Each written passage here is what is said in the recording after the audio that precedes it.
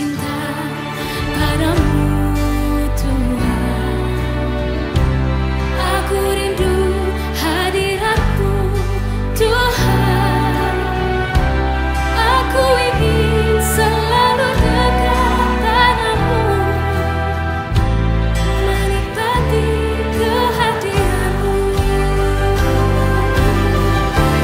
Ku nyanyi Hosana bagi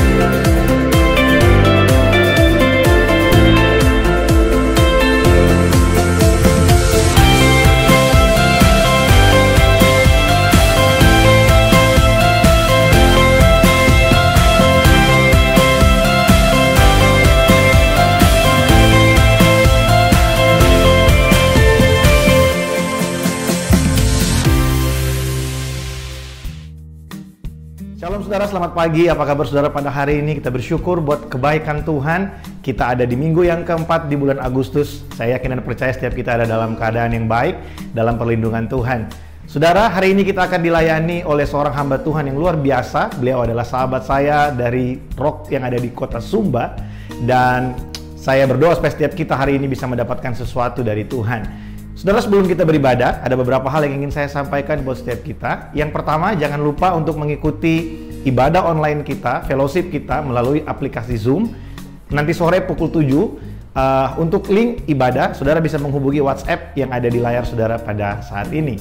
Saya berterima kasih buat Bapak Ibu Saudara yang terus menopang pekerjaan Tuhan melalui persembahan dan perpuluhan saudara melalui rekening online gereja kita yang saat ini ada di layar saudara. Setiap persembahan yang saudara berikan akan dipergunakan untuk pelebaran kerajaan Allah, mempermuliakan Tuhan dalam pekerjaan Tuhan yang ada di gereja kita di tempat ini. Mari pagi hari ini sebelum kita mulai beribadah, sama-sama kita berdoa. Kami bersyukur buat hari ini. Terima kasih Tuhan buat perlindungan, anugerah Tuhan buat setiap kami. Kalau kami boleh ada sampai hari ini, kami tahu ini semua adalah kebaikan Tuhan dalam hidup kami.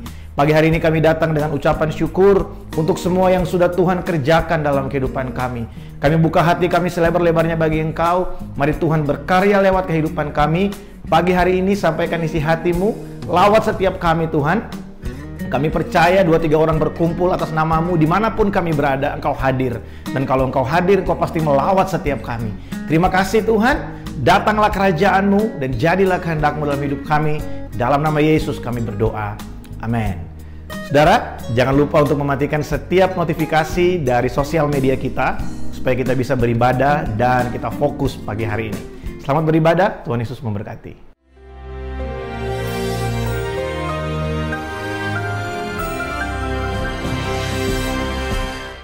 Kembali saudara warga kerajaan, kita belajar hikmat dari musim gugur. Di negara 4 musim dan juga di Israel ada 2 macam hujan. Hujan musim semi dan hujan musim gugur. Hujan musim gugur itu justru untuk menumbuhkan tanaman itu sepenuhnya jadi matang. Dan hujan musim gugur itu gambaran another revival yang akan kita alami. Firman Allah mengatakan seorang petani akan sabar menanti the precious fruit. Ingat, saya ajarkan pada saudara sesuai dengan firman Tuhan adalah to be fruitful, untuk berbuah, bukan sukses. Dunia mencari sukses karena itu banyak orang jadi pusing.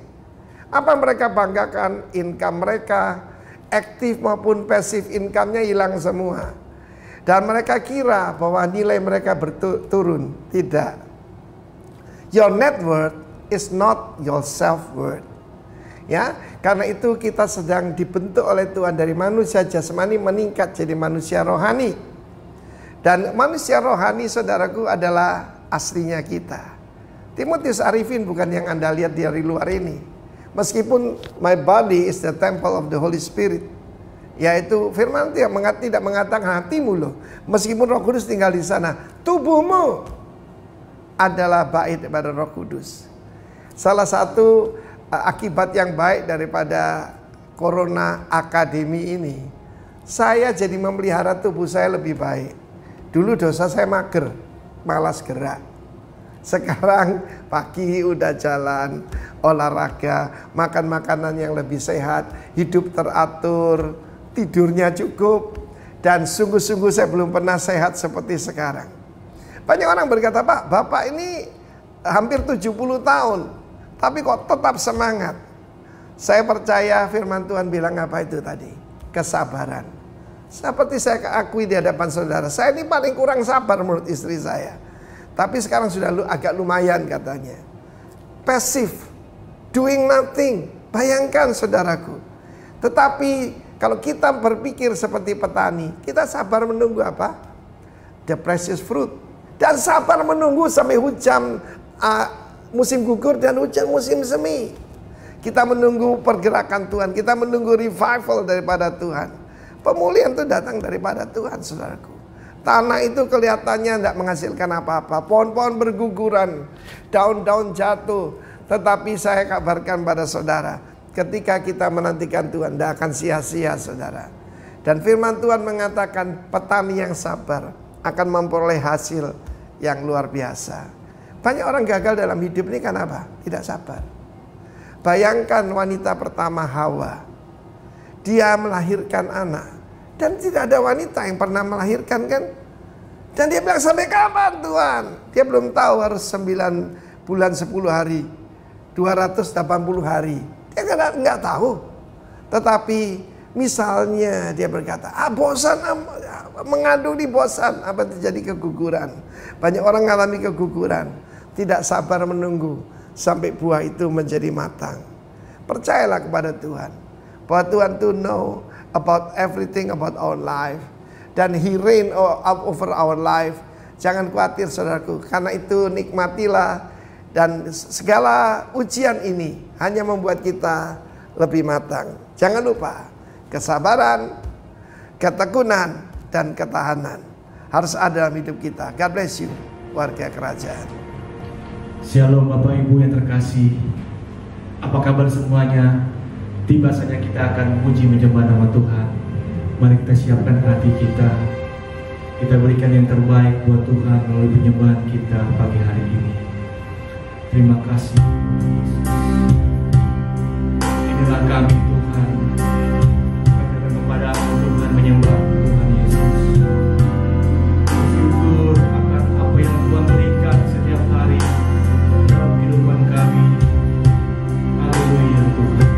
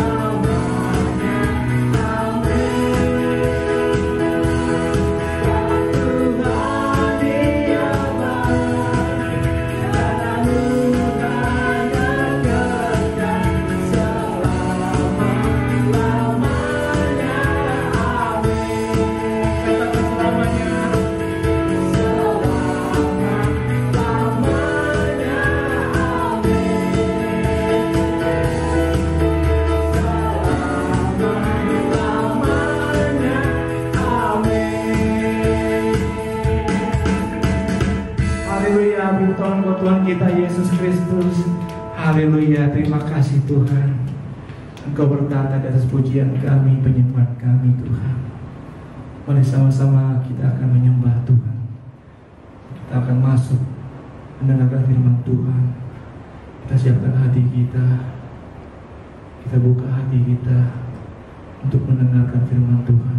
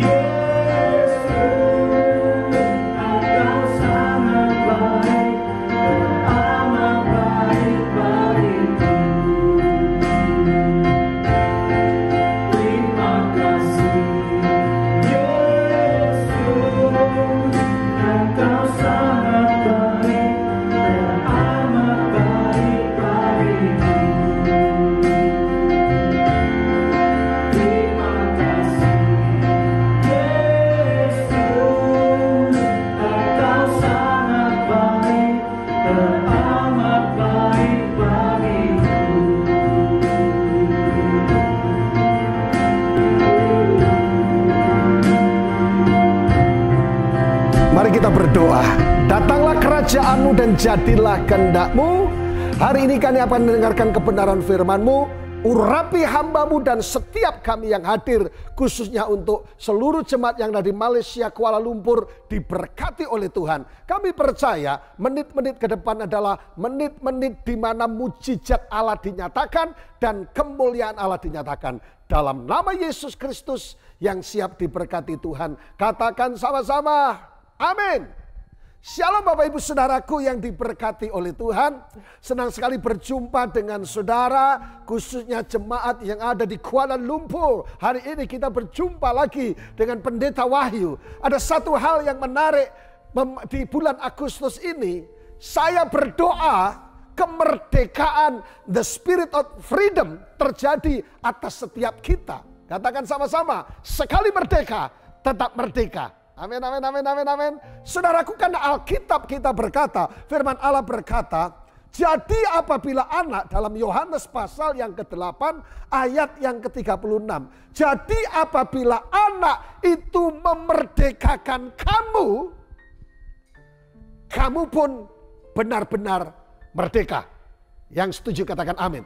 Mungkin saudara bertanya, merdeka dari apa pendeta? Merdeka dari semua ketergantungan. Mungkin kita sedang terikat oleh kebiasaan-kebiasaan buruk.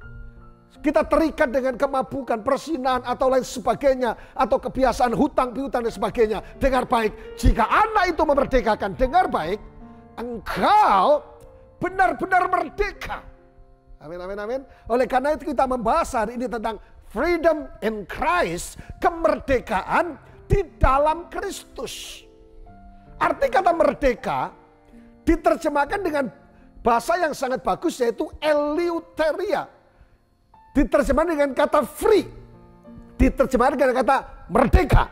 Sekali lagi katakan, sekali merdeka, tetap merdeka. Bebas aku bebas. Haleluya saudaraku. Nah saudaraku, kata eleuteria memiliki 3 arti. Yang pertama yaitu apa yang disebut dengan independent. Apa artinya independen saudaraku? Berdiri sendiri. Katakan berdiri sendiri. Artinya apa saudaraku? Setan tidak lagi berkuasa atasmu. Amin, amin, amin. Ini keren banget saudaraku. Artinya ketika Tuhan berkata, jika anak memerdekakan kamu benar merdeka, setan tidak berkuasa lagi. Sebab Alkitab saya berkata, Roma 16:20 dikatakan, semoga Allah sumber damai sejahtera segera akan menghancurkan iblis, di mana the devil is under your feet. Setan di bawah kaki orang percaya. Artinya apa? No power.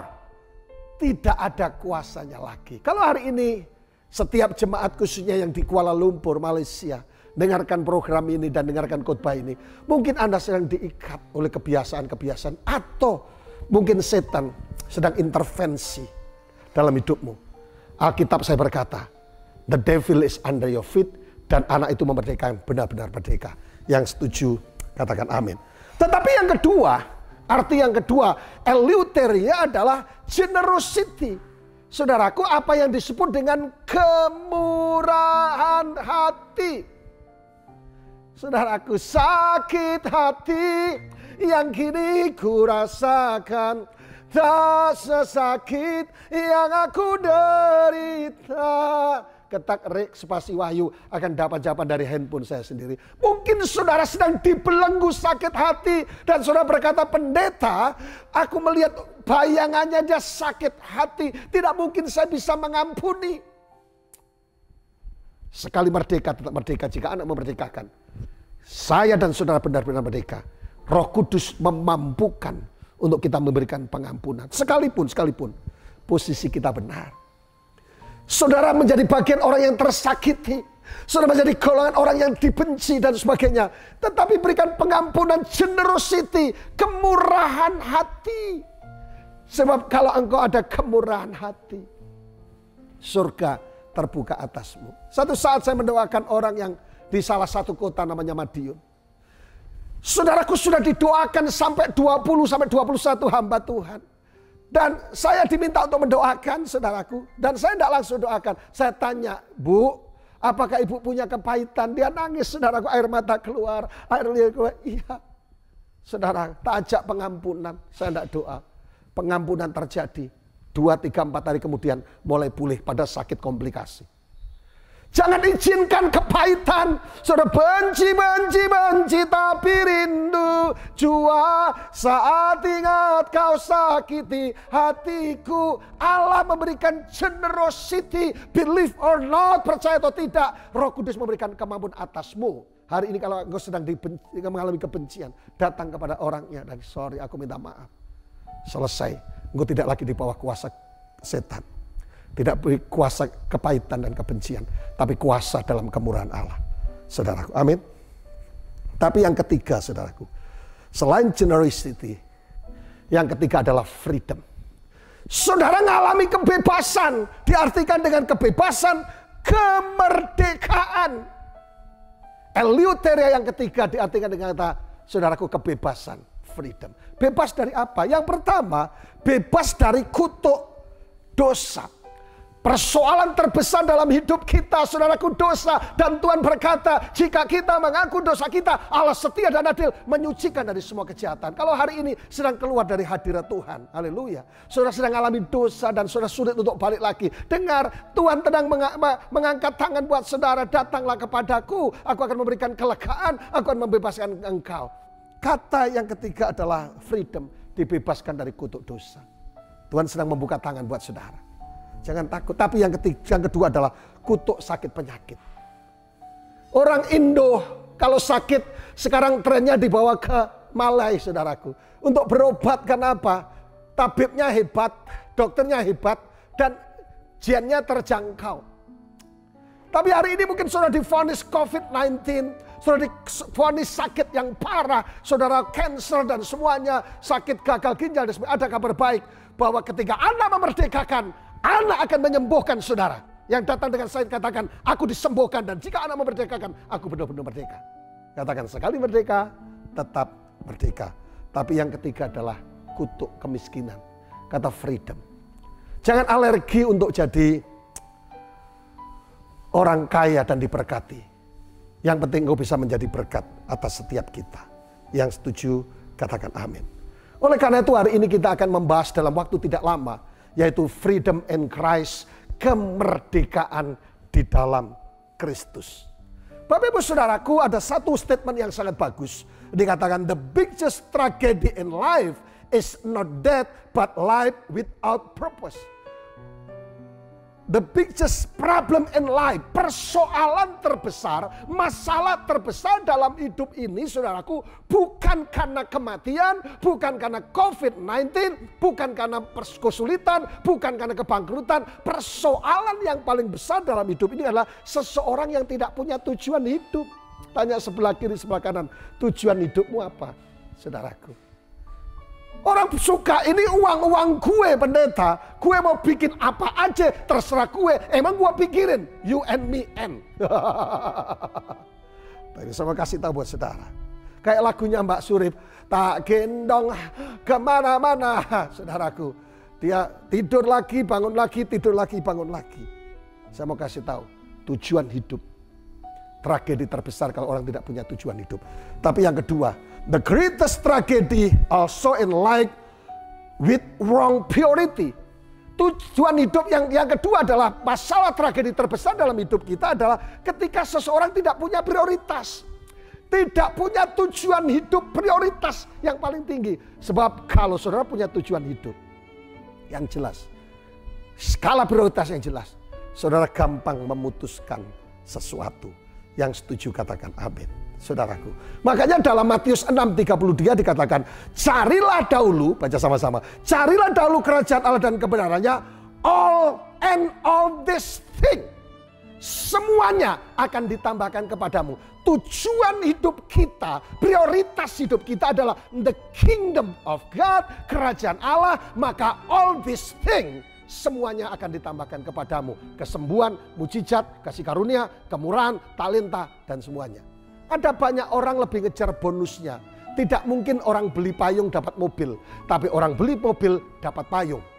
Tidak mungkin orang beli helm dapat motor, tapi sebaliknya orang dapat motor, bonusnya helm. Dan banyak orang tertipu, prioritasnya salah, dia beli helm supaya dapat motor. Hil yang mustahil. Jadi Bapak Ibu Saudaraku, carilah dahulu kerajaan Allah dan kebenarannya.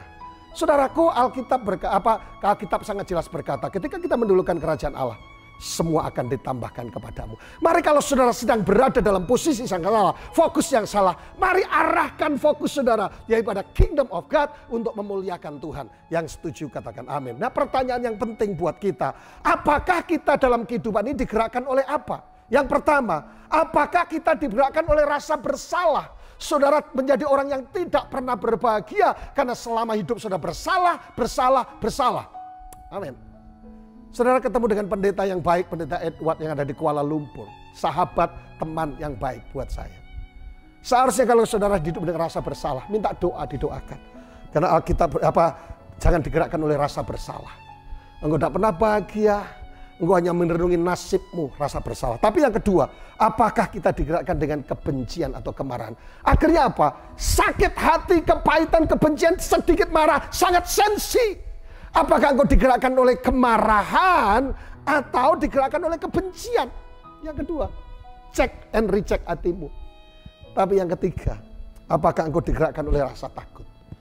Kalau Anda digerakkan oleh rasa takut, dengar baik, itu bukan darah daripada Tuhan.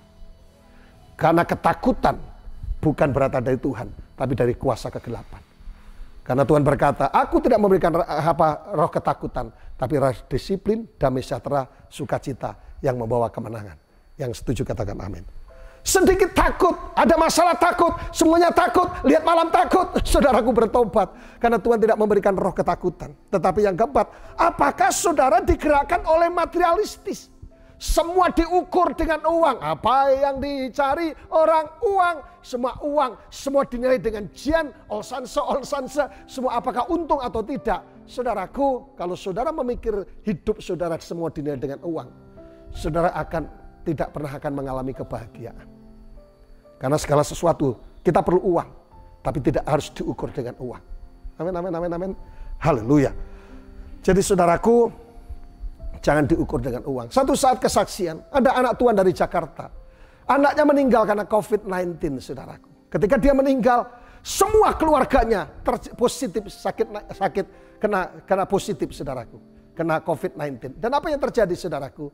Dia bingung mengalokasikan uangnya untuk apa. Akhirnya hubungi kami, salah satu jemaat kami, dan bilang, Pak, adakah gereja yang di desa yang siap dibantu? Saya bilang, yes, ada. Dalam waktu tempo sesingkat-singkatnya, atas nama Tuhan Yesus, dia transfer. Dan dalam waktu dekat, salah satu gereja bangun akan terselesaikan. Haleluya, saudaraku. Jadi jangan digerakkan oleh uang. Materialistik, kita perlu uang, tapi jangan dikuasai oleh uang. Uang bisa menjadi tuan yang jahat, juga bisa jadi hamba yang baik. Ada berapa banyak contoh orang kehilangan keluarga, sanak famili gara-gara uang. Tapi yang kelima, apakah saudara digerakkan oleh pengakuan, kebutuhan sebuah pengakuan? Halo?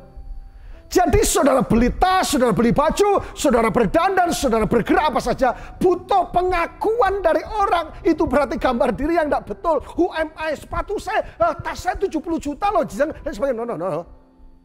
Saudara dengar, who am I? Siapakah diri kita? Kalau engkau sadar siapa dirimu, engkau tidak lagi butuh pengakuan. Why? Kenapa?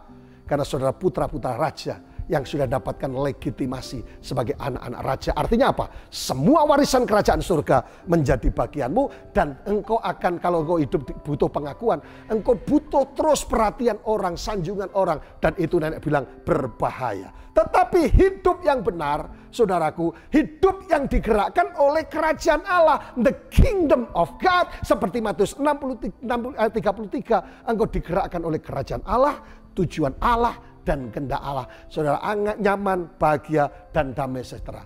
Seorang pemilik TV kabel Amerika, CEO, dia bernama Bob Paul. Dia berkata dalam bukunya The Bob Time, dia berkata bahwa ada tingkatan manusia. Yang pertama, yaitu struggle. Semua orang akan menghadapi tantangan struggle. Tapi yang kedua, semua orang pasti sukses bersama dengan Tuhan. Tapi yang ketiga, jangan berhenti sukses, tapi menjadi signifikan, menjadi dampak bagi orang lain. Dan yang keempat adalah saudaraku surrender. Saudara menyerah kepada kuasa Tuhan karena saudara percaya Tuhan yang memberikan kemenangan, memberikan struggle, memberikan kesuksesan, dan memberikan dampak buat kita. Amin. Jadi saudaraku, itu yang sangat luar biasa buat kita. Dan Tuhan memberikan garansi atas kita. Dalam Matius 11:28 dikatakan, marilah kepadaku semua yang letih, lesu, dan beban berat, aku akan memberikan kelegaan, and I will give rest. Aku akan memberikan refleksi. Aku akan memberikan relax atas hidupmu. Maka buka tanganmu lebar-lebar yang hari ini perlu mujizat Tuhan. Jika anak memerdekakan, kamu betul-betul akan merdeka. Dan saudara mengalami kemurahan dan anugerah Tuhan. Mata jasmani saya banyak melihat bagaimana tangan Tuhan yang ajaib itu bekerja.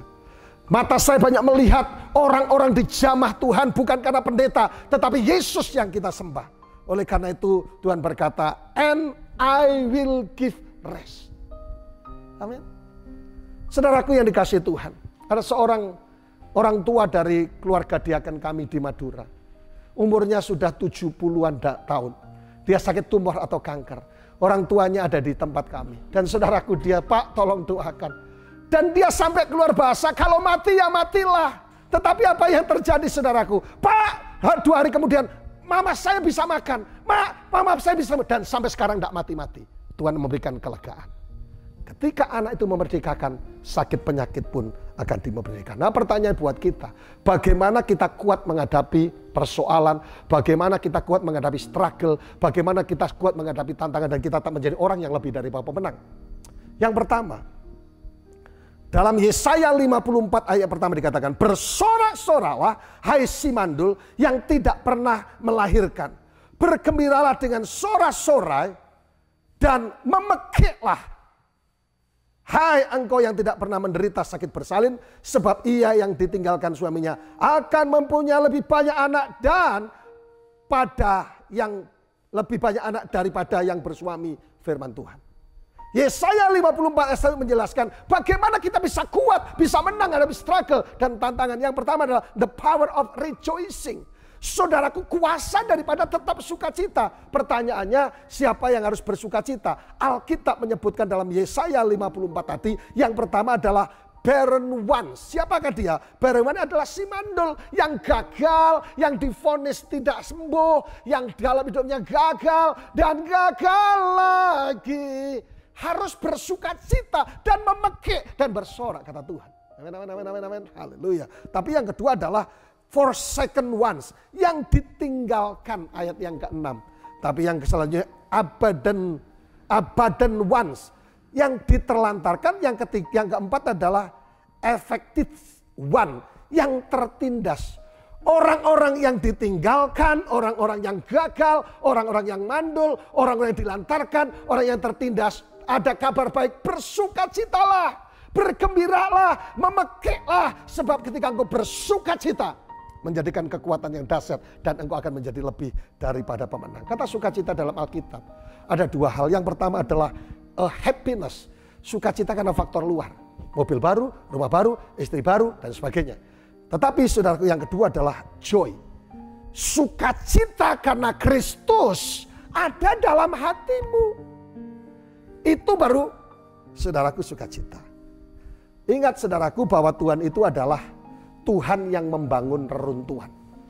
Kata pemulihan atau restorasi itu sangat bagus. A house of building. Seperti bangunan rusak diberdirikan. Mungkin hidupmu rusak, keluargamu rusak, masa depanmu rusak. Tuhan itu jago-jagonya merubah keadaan saudara. A house of building. Tapi yang kedua adalah memulihkan, in set to order. Dikembalikan dalam keadaan yang semula. Tetapi yang ketiga adalah to the throne. Saudaraku, mengembalikan. Don't worry, be happy. Jemaat Tuhan yang ada di Kuala Lumpur di Malaysia, dengar baik bahwa Tuhan adalah Tuhan yang sanggup merestorasi hidupmu sekalipun rusak dan berantakan. Tuhan jagonya. Katakan sama-sama, Tuhan jagonya. Tapi yang kedua, bagaimana kita menang dalam menghadapi tantangan, kesulitan, struggle, kesulitan, masalah. Yang kedua adalah dalam Yesaya 54 ayat 4. Janganlah takut sebab engkau tidak akan mendapatkan malu. Dan janganlah merasa malu sebab engkau tidak akan tersipu-sipu. Sebab engkau akan melupakan keremajaanmu, malu keremajaanmu. Dan tidak akan mengingat lagi aib kejandaanmu. Yang kedua adalah the power of believing. Kuasa untuk percaya. Amin, amin, amin, amin, amin. Jadi bagaimana saudaraku ketika Abraham sedang memegang parang, Abraham sedang memegang pisau, sedang memegang apa saudaraku? Saudaraku, apalagi saudaraku. Dan dia sedang memegang Ishak untuk dipersembahkan. Abraham tidak pernah ragu dan dia percaya bahwa ketika dia melakukan sesuatu, ini tujuan Tuhan. Secara manusia mungkin ragu, tetapi secara kepercayaan dia sanggup. Dan Alkitab bagian lain berkatakan, sekalipun tidak ada dasar berharap, Abraham berharap juga dan dianggap sebagai satu kebenaran. Kekuatan dari sebuah percaya, surrender, menyerah kepada Tuhan, itu dahsyat dan luar biasa. Yang setuju katakan amin. Kalau hari ini Bapak Ibu Saudaraku sedang mengalami di dalam persimpangan antara percaya dengan Tuhan atau tidak, ragu-ragu tentang virus corona yang merajalela dimanapun juga berada, termasuk di Malaysia. Tapi ada kabar baik buat kita, bahwa Tuhan adalah penyembuh, Tuhan ada pemulih. Katakan, aku dipulihkan, aku disembuhkan, aku diberkati, aku mendapatkan kasih karunia ketika aku percaya. Aku percaya Tuhanku ajaib, kau turun tangan. Yang setuju katakan amin. Jadi the power of believing. Hidup Kristen bukan karena melihat, tapi karena percaya. Amin. Anda akan banyak kecewa kalau hidupmu karena melihat. Karena yang melihat kadang-kala membuat kita, saudaraku, loyo. Tetapi karena kita iman, Alkitab berkata jika engkau berdoa seakan-akan sudah menerimanya. Amin. Yang ketiga adalah the power of covenant. Kuasa dari sebuah perjanjian Tuhan. Karena perjanjian Tuhan kita menjadi kuat. Alkitab berkata, saudaraku, sebab biarpun gunung-gunung beranjak dan bukit-bukit bergoyang, tetapi kasih setiamu tidak akan beranjak daripadamu, dan perjanjian dalam damaiku tidak akan bergoyang, firman Tuhan mengasihi engkau. Yang setuju katakan amin. Artinya apa? Sekalipun dunia bergejolak, sekalipun situasi kurva, apalagi virus semakin naik tidak berubah, sekalipun di PHK, sekalipun omset turun, sekalipun vonis COVID-19 dan sakit apapun, dengar baik, perjanjian Tuhan tidak bisa dibatalkan. Kau yang berjanji dan kau yang mengingkari, Tuhan nehi, saudaraku. Saudaraku, Tuhan kalau berjanji, Dia akan menepati janjinya. Yang setuju katakan amin. Karena disertai dengan sumpah. Saya tertarik dari Yesaya 54 ayat 10. Yaitu tentang kata kasih karunia. Artinya saudaraku, diterima dengan belas kasihan, diterjemahkan dengan kemurahan hati, diterima dengan kebaikan, tapi juga termasuk kasih perjanjian. Ini yang menarik. Ini bicara masalah perjanjian Tuhan yang tidak bisa dibatalkan karena kasih setia yang tidak bisa dibatalkan oleh Tuhan. Yang setuju katakan amin. Haleluya. Jadi Bapak Ibu Saudaraku yang diberkati Tuhan, terjemahan yang sangat menarik. Artinya apa? Kuasa dari perjanjian Tuhan tidak bisa dibatalkan. Mungkin hari ini saudara berdoa, tapi tambah hari saudara tidak mengalami sesuatu. Tapi ada kabar baik buat kita. Perjanjian Tuhan tidak bisa dibatalkan oleh orang kuat. Maaf kata, oleh setan pun tidak bisa. Oleh sistem tidak bisa. Kalau Allah berjanji dalam firman Tuhan, covenant dengan sumpah, menyembuhkan, memulihkan, memberkati, dan menjadikan kita orang-orang yang dahsyat dan luar biasa. Yang setuju katakan amin. Jadi pertanyaannya buat kita, bagaimana pendeta kita bisa kuat? Jawabannya sederhana, ada 3 hal. Yang pertama adalah apa yang disebut dengan the power of rejoice. Kekuatan daripada sebuah sukacita. Yang kedua adalah the power of believing, percaya. Yes, tapi yang ketiga adalah kuasa perjanjian, the power of covenant.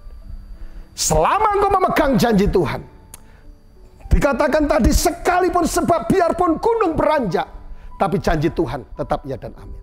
Amin, amin, amin, amin. Haleluya. Itu sangat luar biasa buat kita. Ada satu anak di tempat kami, di kota kami, saudaraku. Dia lahir prematur 7 on. Saudaraku pakai selang, lucu kecil imut-imut. Secara manusia tidak ada harapan. Emaknya, neneknya minta doa. Pikiran hamba Tuhan mustahil, tapi kita berdoa. Karena sakit, prematur, tidak memungkinkan untuk mengalami mujizat Tuhan. Kita berdoa in the name of Jesus. Tiada yang mustahil bagi Tuhan. Karena Alkitab berkata tiada yang mustahil bagi Tuhan yang pertama. Tapi yang kedua, tiada yang mustahil bagi orang yang percaya. Katakan aku orang percaya.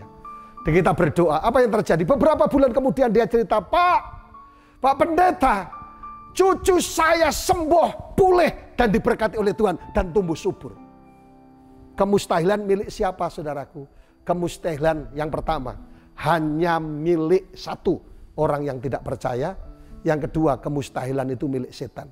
Jadi ketika engkau didoakan oleh pendeta, oleh Pastor Edward, saudara didoakan oleh Pastor Wahyu atau yang lain, Pastor Hari Pujo, saudara didoakan dalam nama Yesus kanker sembuh, dalam nama Yesus tumor sembuh, dalam nama Yesus pemulihan terjadi. Dan ada suara tidak mungkin. Satu, itu berasal dari orang yang tidak percaya, tapi yang kedua adalah dari setan. Tetapi Alkitab berkata bagi Tuhan tidak ada perkara yang mustahil.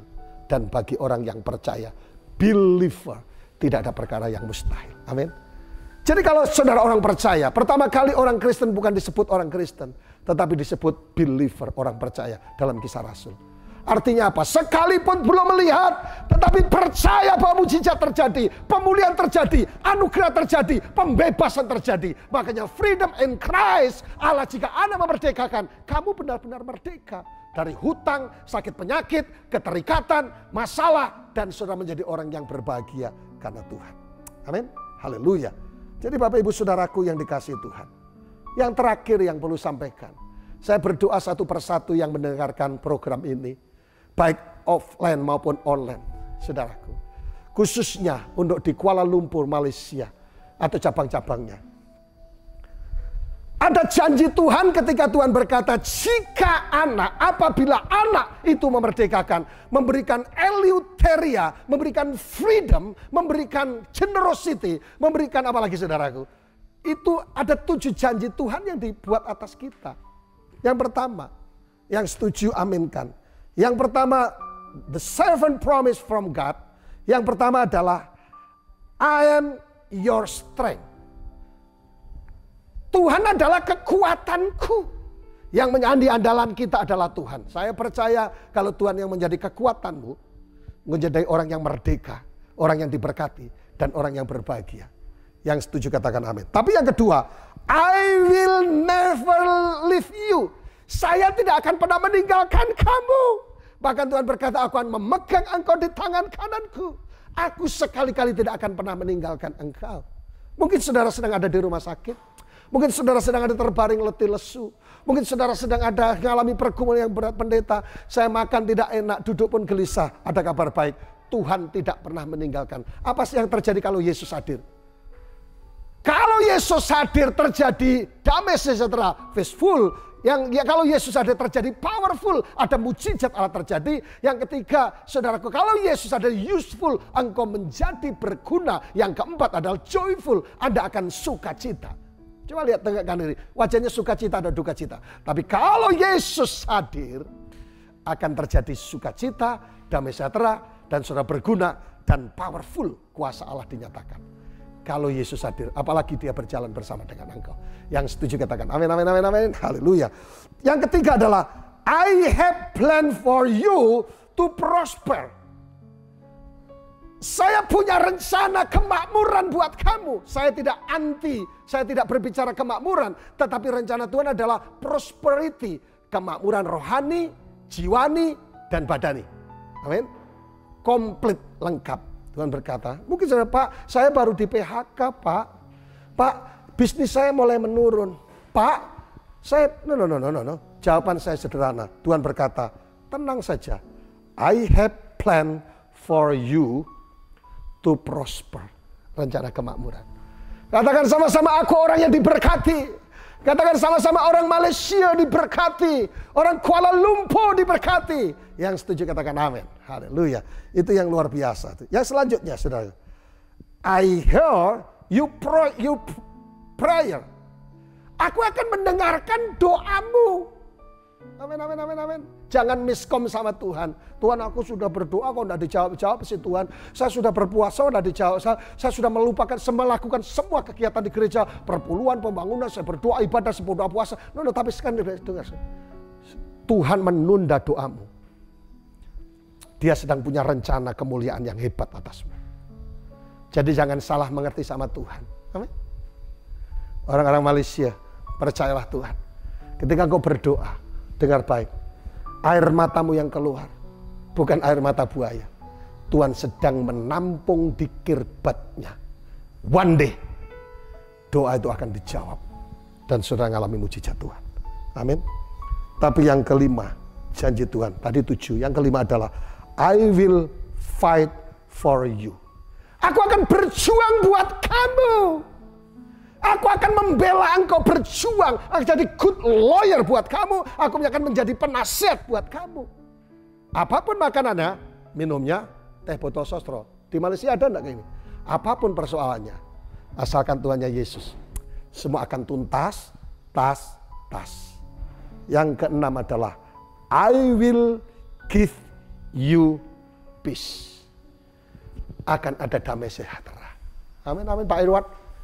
Amin Pastor Edward dan semuanya.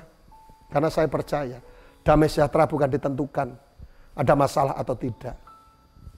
Damai sejahtera bukan ditentukan ada pergumulan atau tidak, lagi sakit atau tidak. But kalau Yesus hadir, akan ada damai sejahtera yang melampaui segala akal. Dan engkau dekat dengan surga.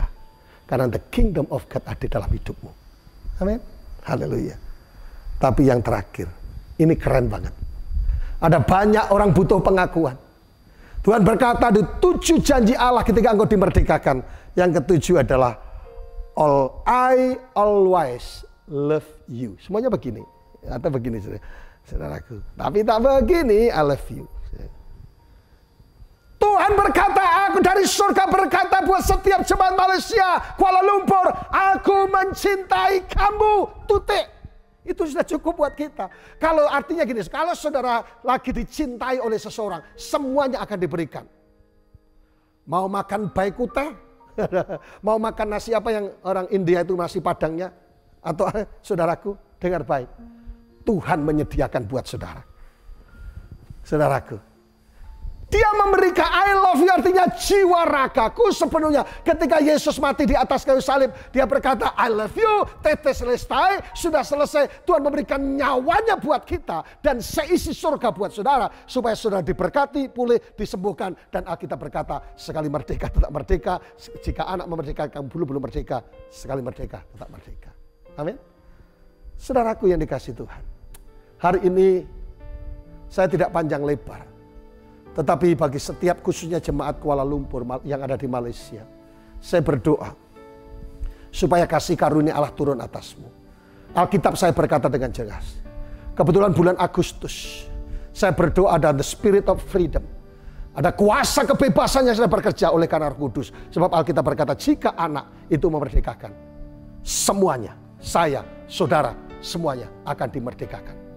Dibebaskan dari utang, ngalami bagaimana Tuhan berkati berlimpah-limpah. Saya ada banyak kesaksian yang luar biasa, bagaimana orang harus menyelesaikan utang dalam waktu yang singkat. Bagaimana orang dipulihkan dari saudara sakit, dari sakit penyakit yang gawat, tumor, kanker, gagal ginjal. Tapi hari ini hal yang sama akan terjadi. Jika anak itu memerdekakan, mulai saat ini oleh karena itu saya ajak, invite Jesus, undang Yesus dalam hidupmu. Amin. Kita berdoa, letakkan tangan kirimu di dada. Saya berdoa, in the name of Jesus. Jamah satu persatu. Terima kasih Tuhan. Di dalam nama Yesus. Kesembuhan, mujizat, kebebasan, kemuliaan, restorasi terjadi dalam nama Yesus. Karena nama Yesus adalah nama yang berkuasa. Firman-Mu berkata apabila anak itu memerdekakan. Dari apapun.